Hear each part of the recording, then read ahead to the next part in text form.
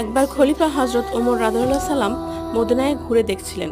তিনি সবসময় তার প্রজাদের অবস্থা সম্পর্কে সচেতন ছিলেন এবং নিজ থেকে তাদের সমস্যার সমাধান করতেন।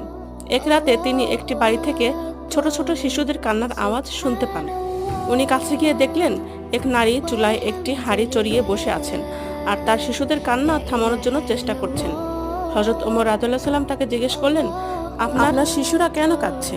মহিলা উত্তর দিলেন, তারা ক্ষুধার্ত, কিন্তু আমার কাছে তাদের খাওয়ানোর মতো কিছুই নেই।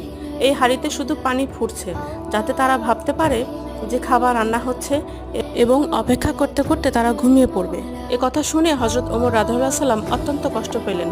তখন তিনি সঙ্গে সঙ্গে রাষ্ট্রীয় খাদ্য ভাণ্ডার থেকে চাল, ময়দা এবং তেল সংগ্রহ করলেন, এমনকি নিজেই সেগুলো বহন করলেন। তার সঙ্গী তাকে সাহায্য করার প্রস্তাব দিলে তিনি বললেন, কিয়ামতের দিন আমার বোঝা কি তুমি বহন করবে? তিনি ওই মহিলার বাড়িতে গিয়ে নিজ হাতে খাবারগুলো রান্না